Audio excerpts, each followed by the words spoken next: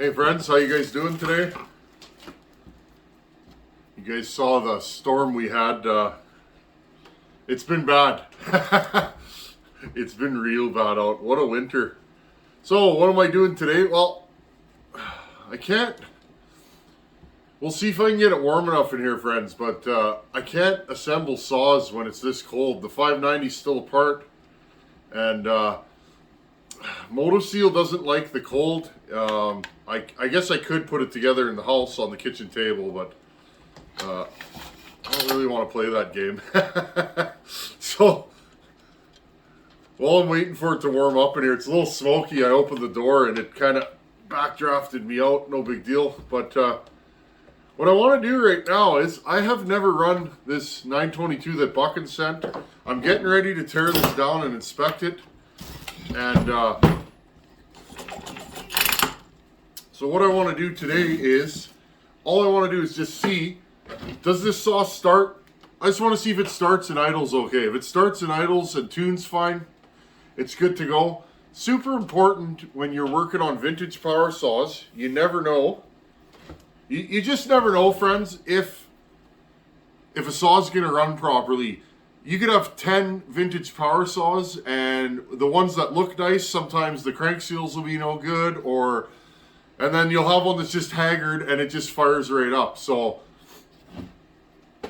them are the brakes, friends. So I just thought I'd show you guys what I'm doing here. I got the recoil on. There's no spark plug in. I'm just gonna move some stuff out of the way. These are Echo parts, some fasteners I got at the store the other day.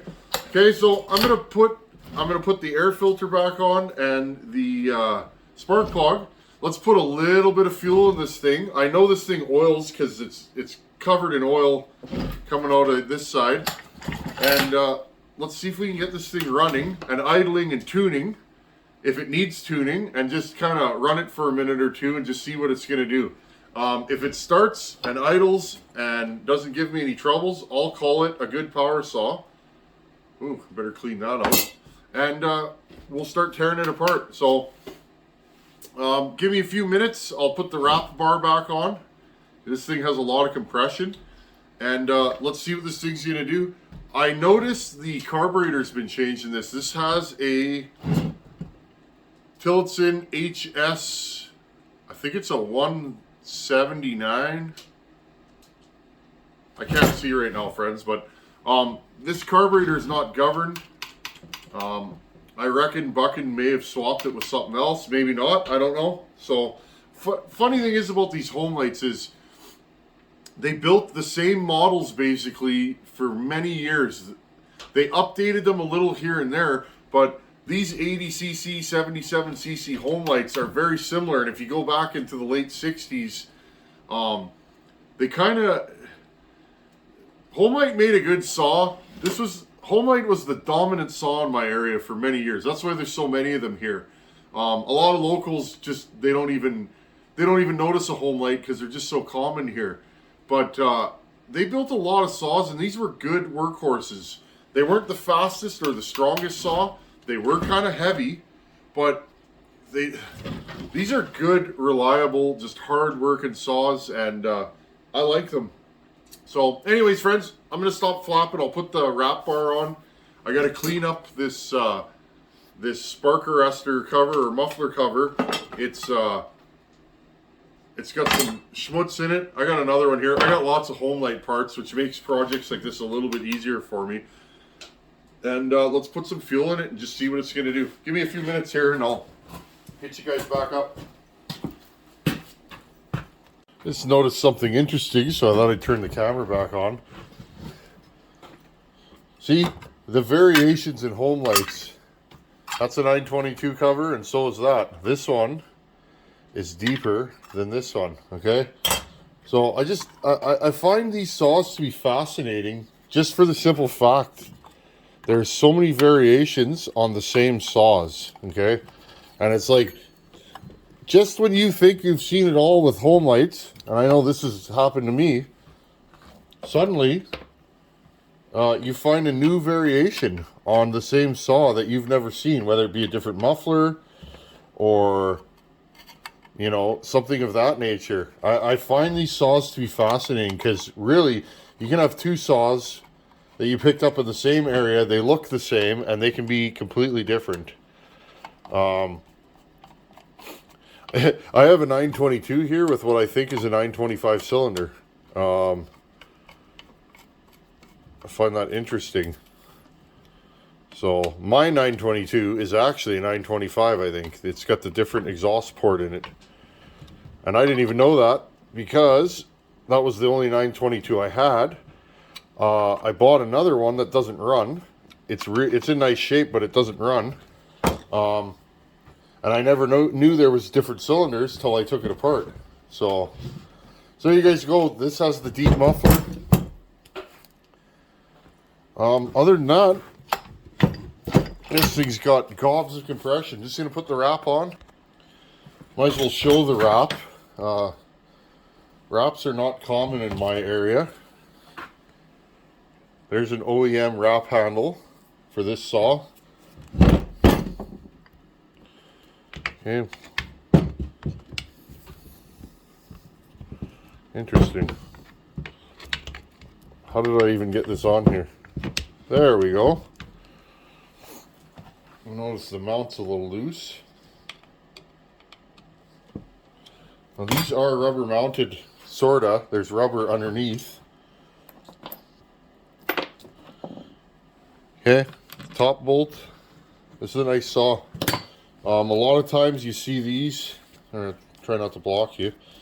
A lot of times you see these saws and every fastener is mismatched. At least around here you do. And that's just the way these saws were. Now, I believe a little spacer, kind of like a Husqvarna. You just slip that in there. I don't know if I did this properly, friends. I've never had one of these with a wrap bar. Okay, let's see if I can get this in there. There we go. Little spacer. We'll turn this saw upside down. See if we can line up these holes. This is fun. Starting the journey on another saw. Hopefully the weather gets better. I have so many things planned, and a lot of them involved cutting. And it is what it is, right? In this climate, you never know what the weather's going to do, so I think I probably should have put this on first. Oh, there we go. Slide this over, line the two holes up, and there's two more screws that go underneath here. Let's see if I can wiggle them over. I thought I just grabbed the screwdriver and I did not. Just give me a second here. Here, this little screwdriver is probably just what the doctor ordered. There we go. Stick that through there. And this. Move this over. There we go. It's cool to have this right in front of me. I remember when we were making that wrap for the 76, Fab Willie made that, and we kind of went off dimensions that we had, but we didn't have one to actually copy. I think I'm going to measure this thing real good in case we ever want to get them made. There we go. I will Loctite all these down when this saw's ported.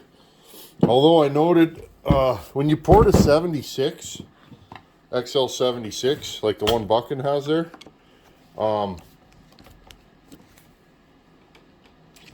they get smoother. I don't know why.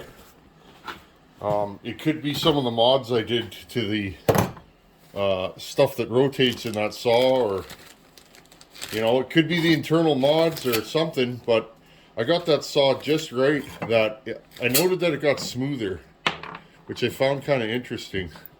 Maybe this will do the same thing. These vibrate pretty good. Okay, so there we go. There's our Tillotson, and again, there's no governor. It's a 179A. There we go.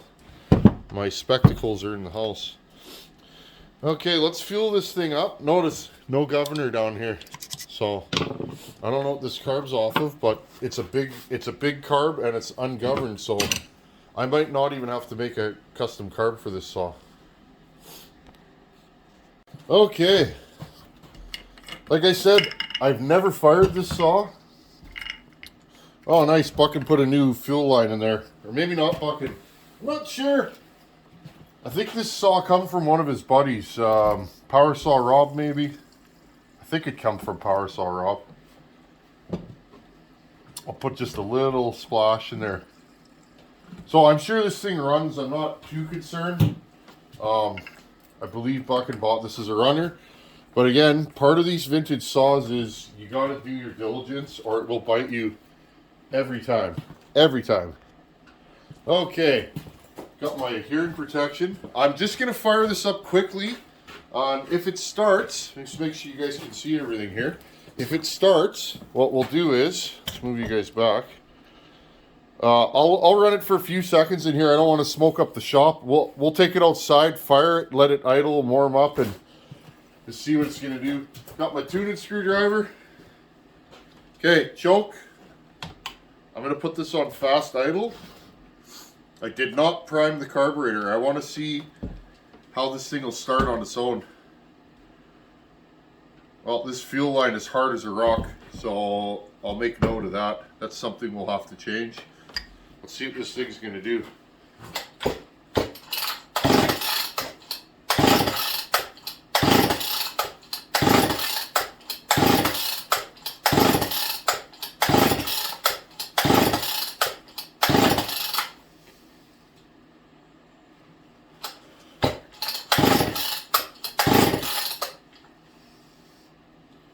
I was just checking to see if the kill switch is off.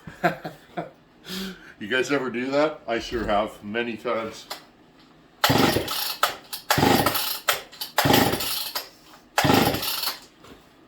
Okay, well, gotta get my primer. Let's prime this thing. Okay, friends, one more time. You know, these old saws, they take a while. They're not, these aren't, how can I say this, friends? These saws are not for the impatient. They take a little more care, a little more love. Usually rubber parts are toast on them. And, but like I said, I really like working on these. They're just a lot of fun. And I'll continue to do so. I'm going to do one more prime.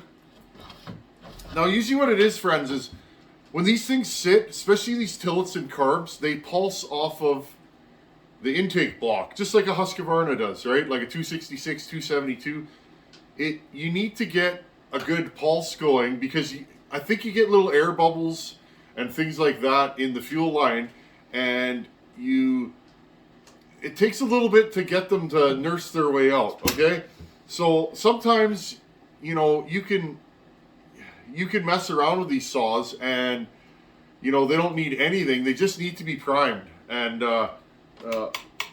you know, so let's take this one more time. I'm going to give it a good squirt. Okay, pull the trigger. Let's put the choke back on. Again, let's fire this thing up and just see what it's going to do. Will it idle? Will it flash? If it doesn't start, I'm pulling the carb off. Now, friends, I'm pulling this saw apart anyways. I've been bitten a few times in the past, taking a saw that doesn't run and just whipping into it and porting it, and then you put it back together and you end up with all kinds of problems. So I've learned my lesson, and again, this is the channel of sharing knowledge. Again, friends, I don't know everything. I know what I know. You know, there's stuff I know and stuff I haven't figured out yet. I'm always working on the stuff I haven't figured out yet. You could port power saws or two strokes your whole life and still not run out of things to know. At least in my case, I'm always learning and growing. So I like working on the vintage stuff. So that's what we're going to do a lot of on this channel. You never know, we might throw some new saws in, but for the time being, we're just going to keep going vintage. Okay. Say a little prayer to the power saw gods. Okay. We got this. Let's try it again. I'm going to put it on fast idle. Turn it on. Choke.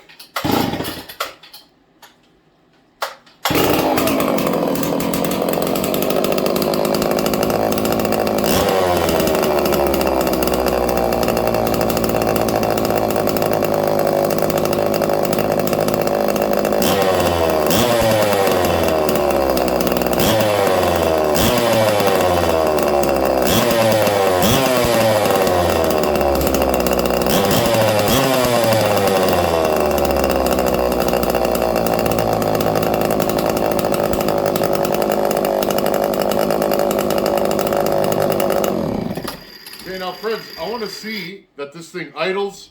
It's taking throttle cleanly. Excuse me. I haven't adjusted the load yet.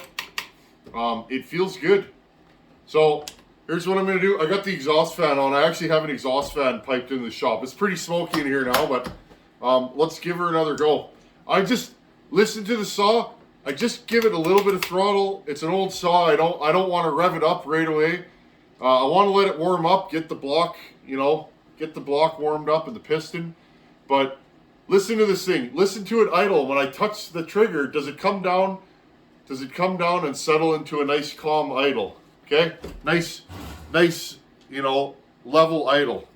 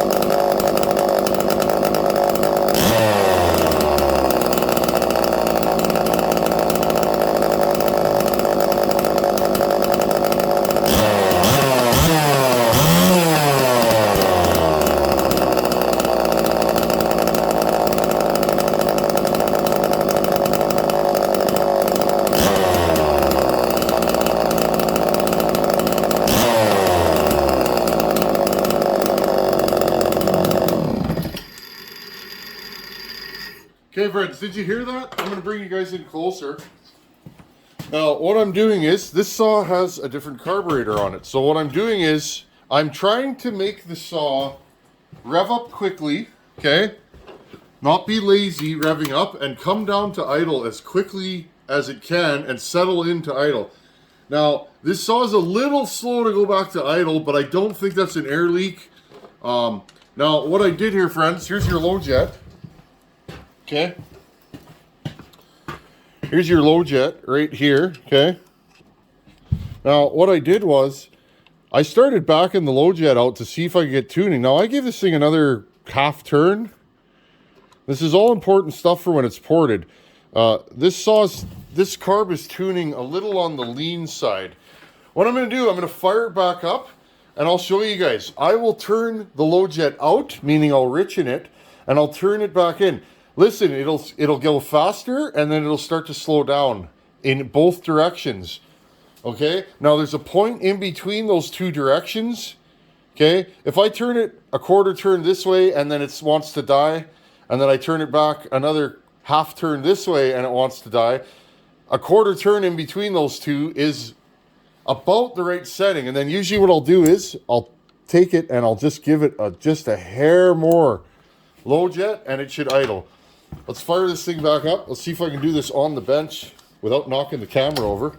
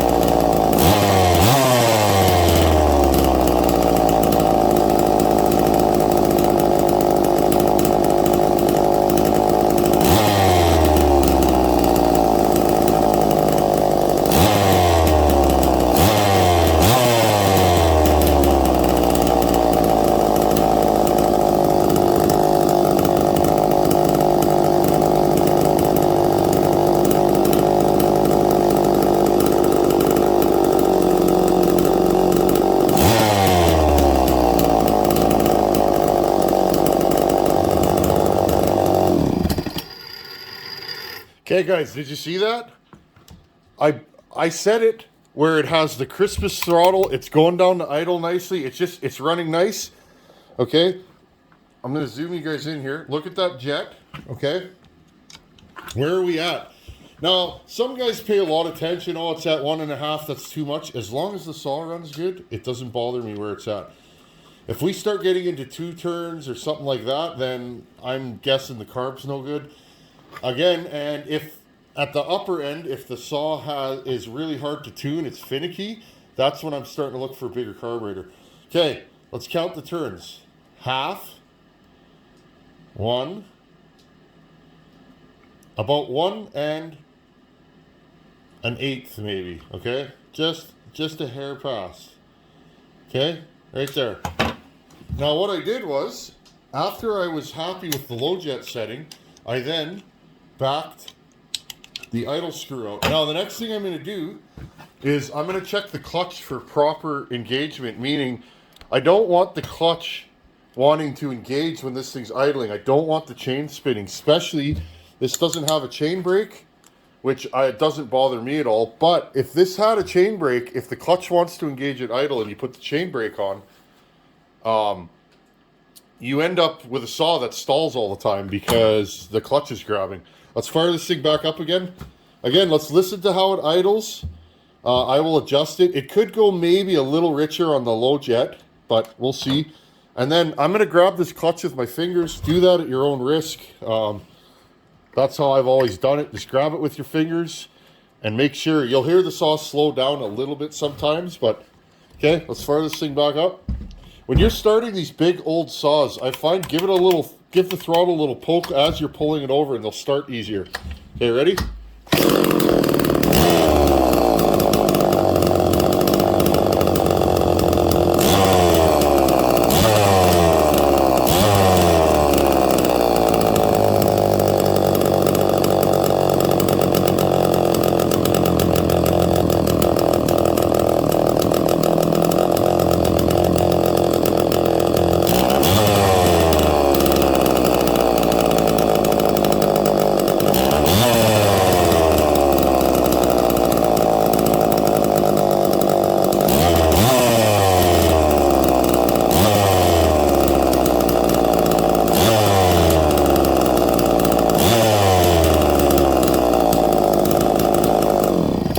You guys hear that?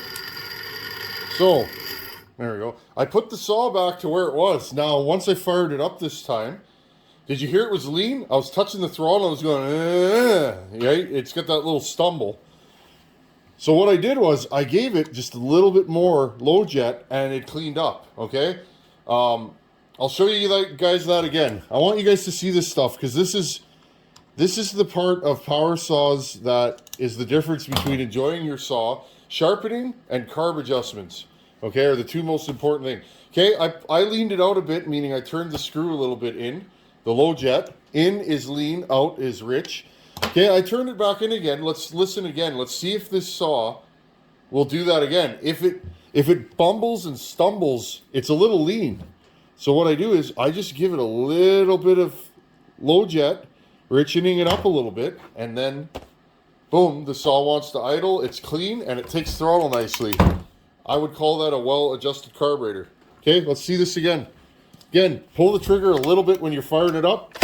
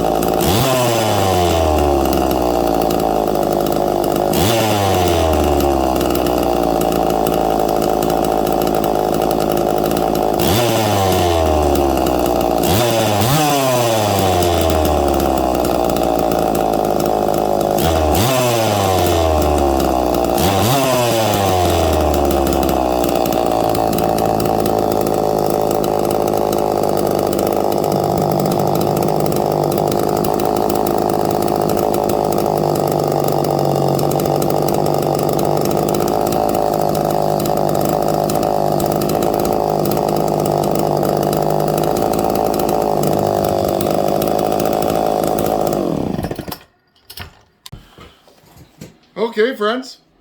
There you go. There's a vintage Homelite. Just messing around with it. Everything seems good. So, you know, this thing starts, it restarts, it idles good. I'll probably run it a little bit more, just idle it and just make sure that it's going to do all the things that it's supposed to do. But I see no issues with this saw, and I'm happy. So, nice thing is I have several of these that are in good shape if I need any parts or anything like that. You know, this thing looks pretty complete, all the paint's on it. This is a nice saw. It oils like crazy. So, anyhow, friends, work on old power saws. If you guys need any help with your old power saws, send me an email, and I'll help you if I can. Anyhow, friends, thanks for watching. Take her easy and work on those old power saws. They're a lot of fun. They really are. Later.